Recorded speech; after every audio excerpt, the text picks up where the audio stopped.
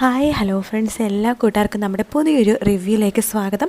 അങ്ങനെ നമ്മുടെ ചിപ്പിയുടെ പിറന്നാൾ വരും കേട്ടോ. അപ്പോൾ ഈ പിറന്നാൾ എന്തായാലും നമുക്ക് അടിച്ചു പൊളിച്ച് തന്നെ ആഘോഷിക്കണം എന്ന് ചിപ്പി പറയുന്നുണ്ട്. അതെന്താ മോളെ, എല്ലാ പ്രാവശ്യം പിറന്നാൾ നമ്മൾ അടിച്ചു പൊളിക്കാറില്ലേ?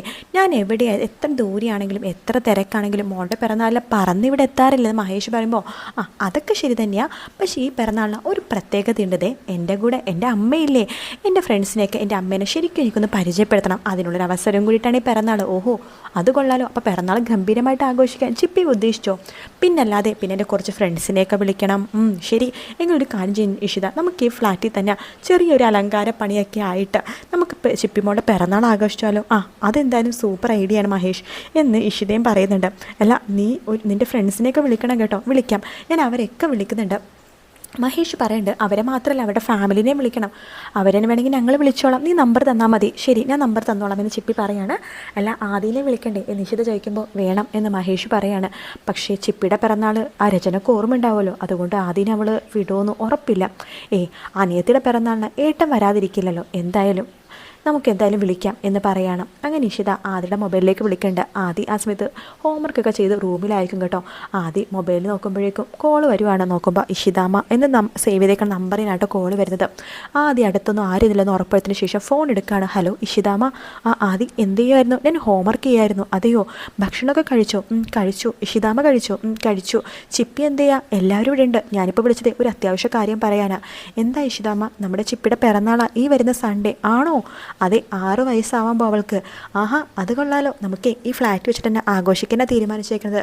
മോൻ വരുമോ എന്ന് ചോദിക്കുമ്പോഴേക്കും അത് മമ്മി വിടുമോയെന്ന് അറിയില്ല, പക്ഷേ എങ്കിലും ഞാൻ വരും. ചിപ്പിയുടെ സന്തോഷത്തിന് വേണ്ടിയിട്ടല്ലേ, ഞാൻ എന്തായാലും ഉറപ്പായിട്ട് വരും. ഇത്രയും വർഷം അവളുടെ പിറന്നാളിനൊന്നും എനിക്ക് വരാൻ പറ്റിയില്ലല്ലോ, ഉണ്ടാവാൻ പറ്റിയില്ലല്ലോ. അതുകൊണ്ട് തന്നെ ഈ പിറന്നാളിന് ഞാൻ എന്തായാലും ഉണ്ടാകും എന്ന് പറയാണ്. അത് കേൾക്കുമ്പോൾ ഇഷിതക്ക് ഭയങ്കര സന്തോഷമാവാട്ടോ. ശേഷം രചനേനെ വിളിക്കാം എന്ന് ഇഷിത മഹേഷിനോട് പറയുമ്പോൾ വേണ്ട, അവളെ വിളിക്കേണ്ട, എന്തിനാ പിറന്നാൾ അലങ്കോലമാക്കാൻ വേണ്ടിയിട്ടോ, അവളെ വിളിക്കേണ്ട കാര്യമൊന്നുമില്ല എന്ന് പറയുകയാണ് ഇഷിതടുത്ത് മഹേഷ്. അങ്ങനെ നമ്മുടെ ചിപ്പിയുടെ പിറന്നാൾ ദിവസം തന്നെ ചിപ്പിയുടെ കൂട്ടുകാരൊക്കെ വരുന്നുണ്ട് കേട്ടോ. കിരണും സൂരജും അതുപോലെ അവിടെ കുറച്ച് പേര്, ചക്കിയൊക്കെ കുറച്ച് പേര് വരുന്നുണ്ട്. അങ്ങനെ ആദ്യമാണെങ്കിൽ പിറന്നാൾ ദിവസം രാവിലെ തന്നെ ചിപ്പിക്ക് നല്ല അടിപൊളി ഗിഫ്റ്റൊക്കെ വാങ്ങിച്ച് പൊതിഞ്ഞ് നല്ല നല്ല ഡ്രസ്സൊക്കെ ഇട്ട് വീട്ടിൽ നിന്ന് ഇറങ്ങും കേട്ടോ. രചന ചോദിക്കുന്നുണ്ട്, എല്ലാതി നീ എങ്ങോട്ടൊക്കെ പോണത്? അത് ഞാൻ എൻ്റെ ഫ്രണ്ടിൻ്റെ ബർത്ത്ഡേ ആണെന്ന്, പിറന്നാൾ പാർട്ടി ഉണ്ട്, ഞാൻ അതിനു വേണ്ടി പോകുവാണ്. ഓ അതെയോ, ഞാൻ വേണമെങ്കിൽ ഡ്രോപ്പ് ചെയ്യാം. വേണ്ട, ഞാൻ പോയിക്കോളാം. അപ്പോൾ ആകാശ് പറയുന്നുണ്ട്, ഞാൻ വരാടാ എന്ന് പറയുമ്പോൾ വേണ്ട, ഞാൻ പോയിക്കോളാം എന്ന് പറയല്ലേ, ഞാൻ ഇവിടെ നിന്ന് ഓട്ടോ കയറി പോയിക്കോളാം എന്ന് പറയാണ്. ആ സമയത്ത് രചനക്ക് മനസ്സിലാവുന്നൊരു ചിപ്പിയുടെ അടുത്താണ് പോണേന്നുള്ളത്. അങ്ങനെ ആദ്യം പോയി കഴിയുമ്പോഴേക്കും രചന അടുത്ത് ആകാശ് പറയുന്നുണ്ട്, എന്നാലും രചന തൻ്റെ കാര്യം കുറച്ച് കഷ്ടം തന്നെയാണ് കേട്ടോ. നൊന്ത് പ്രസവിച്ച മക്കൾ വേറെ ഏതോ പെണ്ണിനെ അമ്മയെന്ന് വിളിച്ച് അവരുടെ കൂടെ നിൽക്കുന്നു. താൻ ഇതൊക്കെ എങ്ങനെ സഹിക്കുന്നുണ്ടോ? തനിക്ക് മാത്രമേ ഇങ്ങനെ സഹിക്കാൻ പറ്റുള്ളൂ കേട്ടോ. താൻ എന്തൊരു പാവാണ്. താൻ തൻ്റെ മക്കളെ ഒരുപാട് സ്നേഹിക്കുന്നുണ്ട്, പക്ഷെ അവർ സ്നേഹിക്കുന്നതോ തന്നെയല്ല. എന്താണ് തൻ്റെ മോൻ്റെ സ്വഭാവം ഇപ്പം തനിക്ക് മനസ്സിലായല്ലോ, അവനും മാറിക്കഴിഞ്ഞു. ഇതിനേക്കാൾ നല്ലത് നമുക്ക് അവനെ വല്ല ഊട്ടിൽ തന്നെ നിർത്തുന്നതായിരുന്നു നല്ലത്. ആകാശ് എന്ന് പറയുമ്പോൾ എന്താ, ഞാൻ പറഞ്ഞ സത്യമല്ലേ, അവൻ ഇവിടെ കൊണ്ടുവന്നിട്ട് ഇപ്പോൾ എന്തായി? ഇഷിതക്കും മഹേഷിനും ഇപ്പോൾ ഒരു പുതിയൊരു കൂട്ടും കൂടിയായി, അല്ലാതെ ഒന്നും ആയില്ല എന്നൊക്കെ പറയാണ്. അത് കേൾക്കുമ്പോൾ രചനക്ക് ആകെ വിഷമാവാട്ടോ. അങ്ങനെ പിറന്നാളിന് നമ്മുടെ ചിപ്പി കേക്ക് മുറിക്കാൻ സമയമായിട്ടും ആദ്യനെ വേണ്ടി കാത്തിരിക്കുക കേട്ടോ. ഇഷിത പറയുന്നുണ്ട്, സാരില്ല, എത്ര താമസിച്ചാലും ആദ്യം വന്നിട്ട് കേക്ക് മുറിച്ചാൽ മതി എന്ന് പറയാണ്.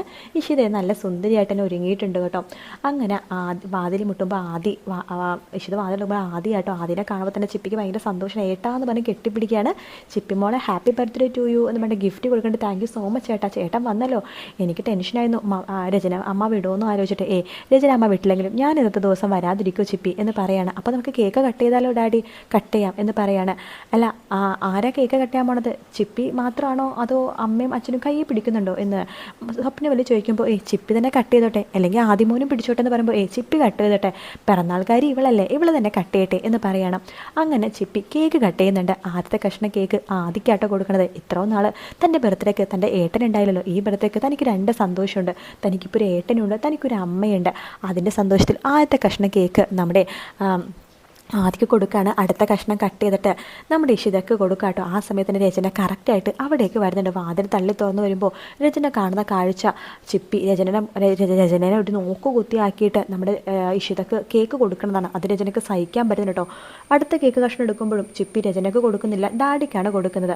അതിനുശേഷം അച്ഛമ്മ അച്ചാച്ചനൊക്കെ കൊടുക്കുന്നുണ്ട്. പിന്നീട് ഇഷിത പറയുന്നുണ്ട്, മോളെ മമ്മിക്ക് കൊടുക്ക് എന്ന് പറയുമ്പോഴാണ് വേണ്ട, എനിക്ക് വേണ്ട എന്ന് രചന പറയുമ്പോൾ നമ്മുടെ രാമനാഥൻ പറയുന്നുണ്ട്, രചന പ്ലീസ് പ്ലീസ് നോക്ക്, ഇന്നൊരു ചിപ്പിയുടെ പിറന്നാളാണ്, വെറുതെ പ്രശ്നവും കാര്യങ്ങളൊക്കെ ഒന്നും വേണ്ടി നിൽക്കണ്ട, അവളുടെ പിറന്നാളല്ലേ, സന്തോഷത്തോടെ അവൾ കേക്ക് തരുമ്പോൾ അത് വാങ്ങിക്കുക, ഇന്ന് എല്ലാവരും ഒത്തൊരുമയോട് കൂടി തന്നെ ഈ പിറന്നാൾ ആഘോഷിച്ച് നമുക്ക് ഇവിടുന്ന് പിരിയാം എന്ന് രാമനാഥൻ പറയുമ്പോൾ രചന ശരി എങ്കിൽ അങ്ങനെ ആവട്ടെ എന്ന് വെച്ചിട്ട് അവിടെ നിൽക്കുന്നുണ്ട്. പക്ഷേ രചന നോക്കുമ്പോഴേക്കും ആദ്യം അതുപോലെ തന്നെ ചിപ്പി ഭയങ്കര സന്തോഷത്തിലാട്ടോ, അവരിങ്ങനെ കെട്ടിപ്പിടിക്കുന്നു, ഉമ്മ കൊടുക്കുന്നു എന്നൊക്കെ ചെയ്യുകയാണ്. ഇതൊക്കെ കണ്ട് രചന ഇങ്ങനെ നോക്കിക്കൊണ്ടിരിക്കുമ്പോഴേക്കും അവരുടെ കൂടെ ഇഷിതയുണ്ട്. അപ്പോൾ നോക്കിക്കൊണ്ടിരിക്കുമ്പോഴേക്കും സ്വപ്നവല്ലി രചനയുടെ അടുത്തേക്ക് വരുന്നുണ്ട്. കണ്ടില്ലേടി അവരുടെ സന്തോഷവും അവരുടെ സ്നേഹമൊക്കെ, അവിടെ നിനക്ക് ഒരു സ്ഥാനമില്ല, നീ നോക്കിക്കോ, ആദ്യം ഇന്നല്ലെങ്കിൽ നാളെ ചിപ്പിക്ക് വേണ്ടി മാത്രമായിട്ട് ഇവിടേക്ക് വരും, ചിപ്പീനെ മാത്രം കാണാൻ വേണ്ടി അവൻ ഇവിടെ വരും, അവൻ എന്തൊക്കെ പറഞ്ഞാലും അവൻ്റെ കൂടപ്പിറപ്പിന് അത്ര ഇഷ്ടമാണ്.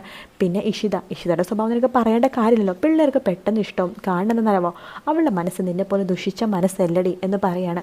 അങ്ങനെ സ്വപ്നവല്ലി ഒരു പറയുമ്പോൾ രചനയ്ക്ക് ദേഷ്യം വന്ന് രചന പറയുന്നുണ്ട്, ആദ്യം വാ നമുക്ക് പോകാം, അമ്മേ ഫുഡ് കഴിക്കേണ്ട എങ്ങനെയാണ് പോകുന്നത്, ഫുഡ് കഴിച്ചിട്ട് പോവാം, മമ്മി വേണമെങ്കിൽ മമ്മി പോയിക്കോ, ഞാൻ ഫുഡ് കഴിച്ചിട്ടേ വരുന്നുള്ളൂ, എന്താണ് നിനക്ക് വീട്ടിലൊന്നും തരുന്നില്ലേ, ഫുഡ് കഴിക്കാൻ വേണ്ടി എപ്പോഴും ഇവിടെ വരുന്നത് എന്തിനാ മമ്മി, ഇന്ന് ചിപ്പിയുടെ പിറന്നാളല്ലേ ഇത്, അതുകൊണ്ട് എന്തായാലും മമ്മി വെറുതെ പ്രശ്നമൊന്നും ഉണ്ടാക്കരുത്, ശരി നീ ഫുഡ് കഴിക്കോ കഴിക്കാതിരിക്കോ എന്തായാലും ചെയ്തോ, ഞാൻ നല്ല പുറത്തുണ്ടാകും എന്ന് പറഞ്ഞിട്ട് രചന അവിടെ നിന്ന് പോവുകയാണ്. അങ്ങനെ പിറന്നാളിനെഴുന്നുണ്ടെങ്കിൽ ഫുഡും കാര്യങ്ങളൊക്കെ വിളമ്പുന്നുണ്ട്. ആ സമയത്ത് ഇഷിത രചനനെ വിളിക്കുന്നുണ്ട് കേട്ടോ, രചന വാ കഴിക്കാമെന്നൊക്കെ പറയുമ്പോൾ എനിക്കൊന്നും വേണ്ട നിൻ്റെ ഫുഡ് എന്നൊക്കെ പറഞ്ഞിട്ട് ഇഷിതനെ നാണം കെടുത്താണ് രചന. അതേസമയം പിറന്നാൾ ആഘോഷമൊക്കെ കഴിഞ്ഞിട്ട് നമ്മുടെ മഹേഷ് അല്ല വിനോദിൻ്റെയും സുചിത്രയുടെ വിവാഹ ദിവസം വരുവാട്ടോ. പക്ഷേ വിവാഹ ദിവസം തന്നെ വിനോദിനെ ഇല്ലാതാക്കാൻ വേണ്ടി തീരുമാനിക്കുകയാണ് ആകാശും അതുപോലെ തന്നെ അൻസാരി ദാസും കൂടിയിട്ട്. അപ്പോൾ അവരൊരു പുതിയ പ്ലാനും കാര്യങ്ങളൊക്കെ പ്ലാൻ ചെയ്യുന്നുണ്ട്. ആ വിവാഹ ദിവസം നമ്മുടെ സുചിത്ര മണവാട്ടിപ്പെണ്ണായിട്ട് ഒരുങ്ങിയിട്ട് ഇഷിതടുത്ത് പറയുന്നുണ്ട്, എനിക്കെന്തോ വലത്തെ ടെൻഷൻ പോലെ തോന്നുന്നുണ്ട് ചേച്ചി എന്ന് പറയുമ്പോൾ, നീ ഇതിന് ടെൻഷൻ ആവണത്, അത് നിനക്ക് ഒരുപാട് ഇങ്ങനത്തെ അനുഭവം ഉള്ളതുകൊണ്ടാണ് മോളെ ടെൻഷൻ ആവണത്, ഇതുകൊണ്ട് നീ ഒന്നും കൊണ്ട് പേടിക്കേണ്ട, ഇന്ന് മുഹൂർത്ത സമയത്ത് തന്നെ വിനോദ് നിൻ്റെ കഴുത്തിൽ താലി കെട്ടിയിരിക്കും എന്നൊക്കെ പറയാണ് നമ്മുടെ സുചിത്ര പറയണ്ട. എന്നാലും എനിക്കെന്തോ വല്ലാത്ത ടെൻഷൻ പോലെ തോന്നണം, വിനോദിന് എന്തൊക്കെയോ സംഭവിക്കുമെന്നൊരു പേടി, അങ്ങനെയൊന്നും ഇല്ലെന്നേ, അഥവാ എന്തെങ്കിലുമൊക്കെ സംഭവിച്ചു കഴിഞ്ഞാൽ എൻ്റെ ജാതകത്തിൽ എന്തോ തെറ്റുണ്ടെന്ന് തന്നെയാണ് ആ സ്വപ്നവല്യമ്മയും ഒക്കെ വിചാരിക്കുകയുള്ളൂ. അങ്ങനെയൊന്നും വിചാരിക്കുക, നീ എന്തിനെല്ലാം നെഗറ്റീവായിട്ട് വിചാരിക്കുന്നത്, കറക്റ്റ് സമയത്ത് വിനോദ് വരികയും ചെയ്യും, നിൻ്റെ കഴുത്തിൽ താലി കെട്ടുകയും ചെയ്യും, അധികം ആൾക്കാരെ വിളിക്കാത്തത് കൊണ്ട് അമ്പലത്തിൽ താലി കെട്ടും, ഒരു ഹോളിൽ ഫുഡും മാത്രമല്ല അറേഞ്ച് ചെയ്തിരിക്കുന്നത്, അതുകൊണ്ട് വലിയ പ്രശ്നമൊന്നുമില്ല, നമുക്കറിയാവുന്നവർ മാത്രമേ അവിടെ ഉണ്ടാവുള്ളൂ എന്നൊക്കെ പറയാണ്. അങ്ങനെ നമ്മുടെ സുചിത്ര കല്യാണപ്പെണ്ണിൻ്റെ വേഷത്തിൽ വിവാഹത്തിന് വേണ്ടി തയ്യാറായിട്ട് അവിടെ നിൽക്കുന്ന ഭാഗവും കാണിക്കുന്നുണ്ട് കേട്ടോ പ്രൊമോയിൽ. അപ്പോൾ വീക്കെൻഡ് പ്രൊമോ ആയിട്ടും അതുപോലെ തന്നെ തിങ്കളാഴ്ചത്തെ പ്രൊമോയും കൂടി ഒരുമിച്ചിട്ടാണ് ഇപ്പോൾ വന്നിരിക്കുന്നത്. അതുകൊണ്ടിട്ടാണ് 2 റിവ്യൂ പറഞ്ഞു കേട്ടോ. അതായത് സുചിത്രയും വിനോദ് വിവാഹത്തിൻ്റെ പ്രൊമോ വന്നിട്ടുണ്ടായിരുന്നു, അതുപോലെ തന്നെ ചിപ്പിയുടെ പിറന്നാൾ ദിവസം ആദ്യം വരുന്നതും രചന വന്ന് പ്രശ്നം ഉണ്ടാക്കുന്ന രീതിയിലേക്ക് സംസാരിച്ചതും ആ ഭാഗത്തിൻ്റെ പ്രൊമോ വന്നിട്ടുണ്ടായിരുന്നു. എന്തായാലും അടുത്ത ആഴ്ച ഒരുപാട് നല്ല അടിപൊളി എപ്പിസോഡ്സൊക്കെ വരുന്നുണ്ട് കേട്ടോ. വീഡിയോ ഇഷ്ടപ്പെടുകയാണെങ്കിൽ ലൈക്ക് ചെയ്യാനും സബ്സ്ക്രൈബ് ചെയ്യാനും കമൻറ്റ് ചെയ്യാനും മറക്കല്ലേ. മറ്റൊരു വീഡിയോ ആയിട്ട് കാണാം. Take care, bye bye.